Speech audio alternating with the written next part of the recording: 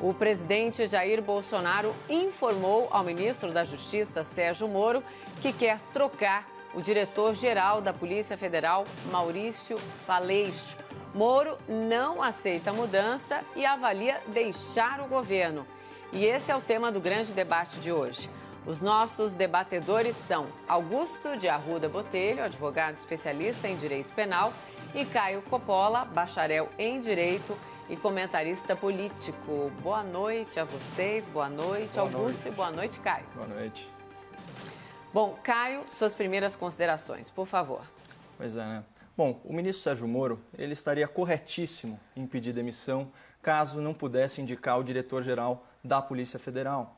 Seria impossível não reconhecer a razão do ministro Moro, porque a autonomia para a nomeação de cargos do Ministério da Justiça foi sacramentada por compromisso público do presidente com os eleitores brasileiros. E aqui eu quero abrir aspas para o próprio Jair Bolsonaro em coletiva de imprensa, em novembro de 2018. Ele disse o seguinte: parabéns à Lava Jato.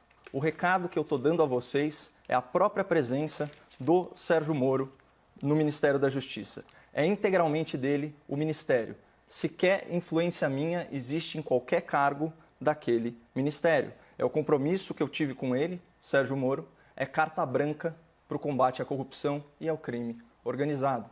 A mensagem é clara e cristalina. Essa fala do presidente, como muitas outras, prestigia a independência e o poder de ação do ministro Moro à frente da pasta da Justiça. E o mínimo que se espera do presidente da República é que ele seja um homem de palavra, especialmente em relação a compromissos assumidos com o cidadão brasileiro.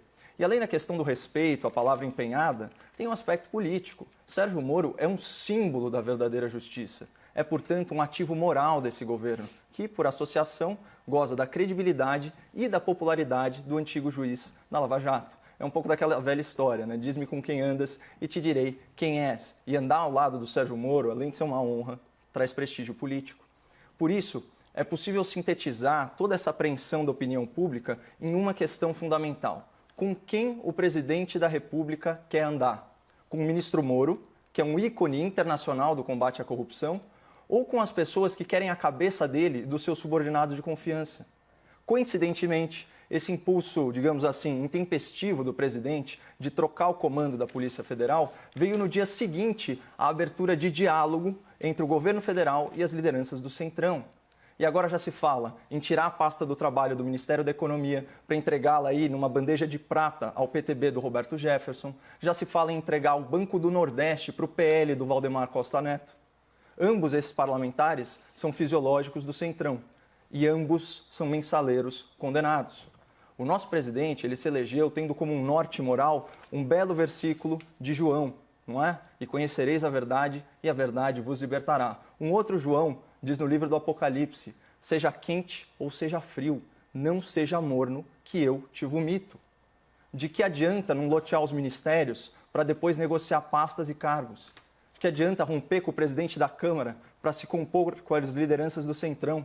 E de que adianta despetizar a administração pública, mas nomear quadros da esquerda para o Poder Judiciário? Senhor presidente, seja quente ou seja frio, não seja morno, não busque um meio termo, porque não existe meio ladrão. Não transija, não contemporize, não barganhe com essa corja. Mais vale ser afastado do poder por criminosos do que se manter no poder por causa deles. Fique com seu ministro herói e lembre-se que ainda não é tarde para andar em boa companhia. Augusto. Bom, boa noite a todas e todos. Eu trabalho quase que diariamente analisando processos que a investigação foi feita pela Polícia Federal. Eu posso não concordar com a linha de investigação da Polícia Federal em um outro caso, posso não concordar com a conclusão que a Polícia Federal chega em alguns casos, mas o que eu posso afirmar, em razão dessa minha experiência, é que a Polícia Federal do Brasil é extremamente bem preparada. Ela tem delegados, escrivães de polícia e agentes que foram, ao longo dos anos, se modernizando, se aperfeiçoando, e hoje a Polícia Federal é uma polícia, sim, de excelência. Muito se deve, e aqui eu acho que não há divergência ideológica que consiga contestar essa minha afirmação, muito se deu graças ao ministro Márcio Tomás Bastos.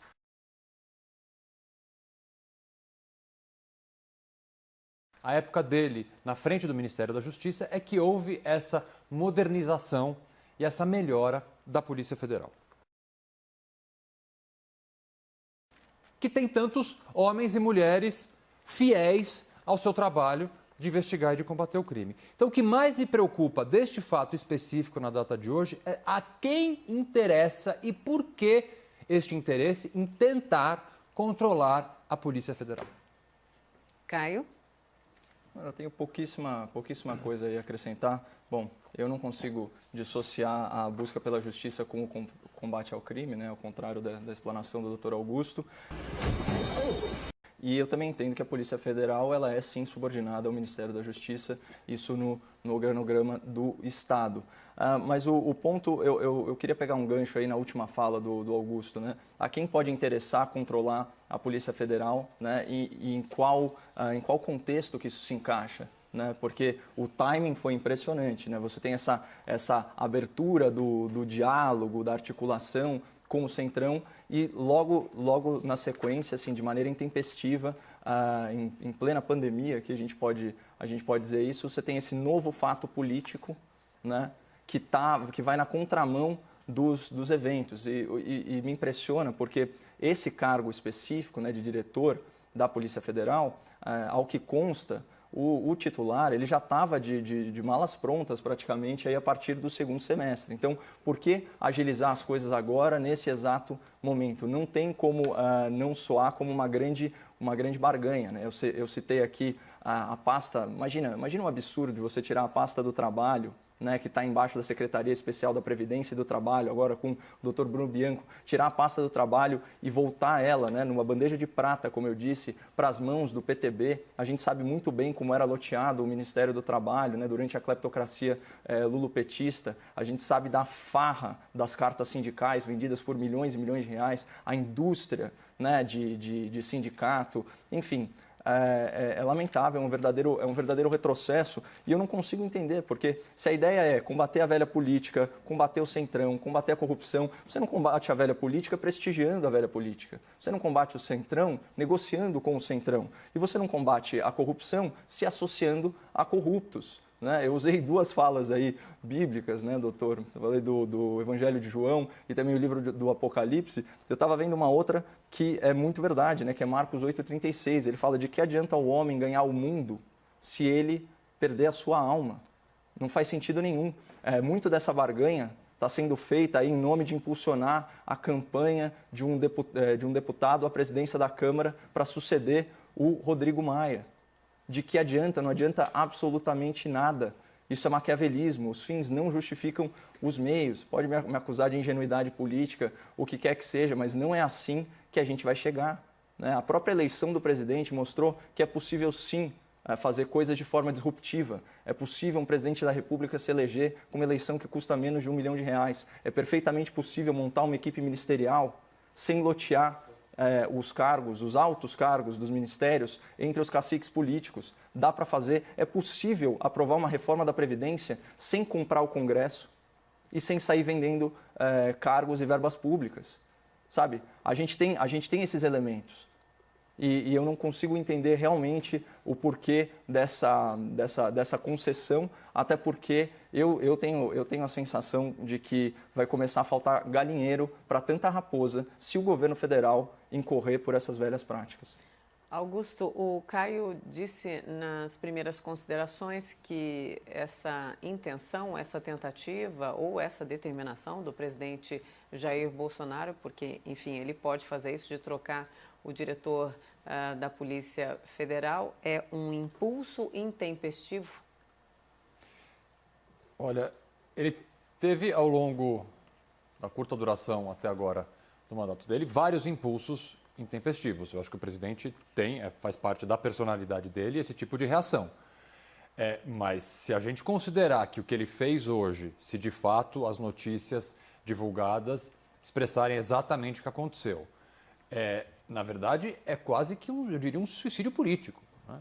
O presidente que já está bastante isolado, reiteradamente tomando medidas de cunho autoritário ou fazendo falas de cunho autoritário, tentando agora desesperadamente recuperar, ou na verdade começar a construir uma base eleitoral que ele até agora não conseguiu, e ficar atentos diariamente para que não haja nenhum tipo de interferência política, ideológica, partidária ou interesses pessoais de A ou B no encerramento e na condução dessas tão importantes e quantas outras dezenas e centenas também de investigações importantes que a Polícia Federal toca diariamente. Algo ainda sobre esse assunto, Caio, ou vamos para o segundo tema? Eu queria só Por complementar. favor. Eu lembro quando eu tive oportunidade de comentar aqui sobre os vira-latas da República, né, que agora eles não estavam mais com acesso ao filé e eles tinham que se contentar com a carniça. E eu lembro que, à época, a gente trouxe aqui para o espectador da CNN uma matéria do nosso colega, o Caio Junqueira. E ele usou um termo interessante na reportagem dele, que eu não conhecia, que eram os tais cargos em parceria. Né, que eram cargos de segundo escalão, né, doutor? Que eram loteados aí nos estados. Então, a gente está falando de FUNASA, de DENIT, INCRA, IBAMA e por aí vai. Ele me explicou depois toda a sorte de denominações que existem dentro da organização e da administração federal nos estados e como os partidos e as lideranças políticas se estapeiam, né, por esses cargos. O ruim é que agora a gente vê um movimento no sentido oposto. Né? Antes você estava do filé para a carniça, agora estamos da carniça para o filé. E eles continuam, porque, como eu disse, vira-lata não vai largar o osso tão fácil. Sobre a minha autocrítica de ingenuidade política, né? Hoje eu participei de uma live com a jornalista Liliane Ventura e ela fez uma pergunta muito inteligente. Ela falou, olha, como é possível governar, então, sem fazer essa contemporização, essa conciliação, esses acordos com o centrão político nessa base do toma lá da cá? E a minha resposta foi categórica, porque tem algumas situações em que a gente não pode transigir, e uma delas é com moralidade. Não se deve governar em parceria com essas pessoas. Não se deve governar em parceria com essas pessoas. A Constituição, ela assegura ao presidente o direito de veto, né? E a popularidade, né, inerente ao cargo da presidência da República, assegura a ele uma capacidade enorme de comunicação. Então, esses são os dois instrumentos que ele tem em mãos. Claro, o veto, ele é fácil de derrubar. A rejeição do veto precisa apenas de maioria absoluta. A gente está falando aí de 247 votos dos deputados e 41 dos senadores. Mas ele dá o ônus político para o Congresso. E é assim que é possível governar. Porque a gente já falou, assim, o político médio brasileiro, ele é absolutamente covarde em relação à opinião pública. Não foi possível aprovar a reforma da Previdência nesses moldes, com o povo na rua, em 26 de maio? Não foi exatamente isso que aconteceu? Exatamente isso que aconteceu. E tem um outro mecanismo, que é a judicialização dos processos. A gente vê uma série de ilegalidades, né? Eu mencionei aqui ilegalidade flagrante, né, no atropelo do regimento interno da Casa, quando não foi pautado o destaque que reverteria os 3 bilhões de reais do fundo partidário e do fundo eleitoral para o combate à pandemia do novo coronavírus. Isso poderia muito bem ter sido judicializado por um governo federal realmente independente. O governo ele tem que sair dessa posição de refém e ele tem que ir para o ataque com as armas que ele tem, que são os vetos presidenciais e uma capacidade quase ímpar de comunicação, seja pela imprensa, seja convocando pronunciamento em rede nacional e seja pelas suas próprias redes sociais. Agora os argumentos finais, começando com você, Augusto, por favor.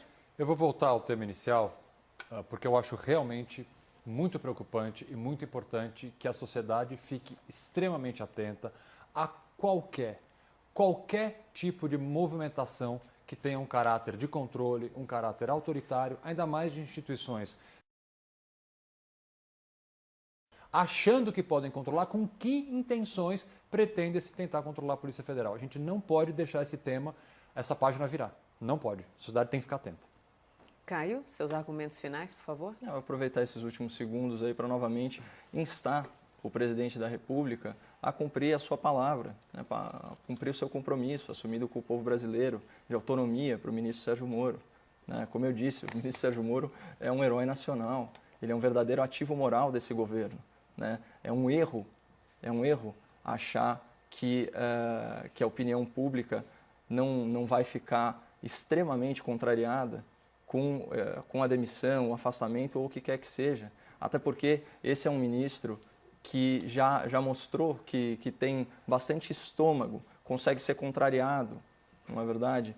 Então, ele demonstra flexibilidade, né? Ele não é uma pessoa intransigente, nada disso, nada disso. Até acho que poderia ser mais duro em relação aos objetivos dele, porque a gente sabe que se ele tivesse, de fato, não só autonomia, mas apoio, né, das elites políticas e das elites judiciárias, o combate ao crime no Brasil já estaria em outro degrau, em outra etapa.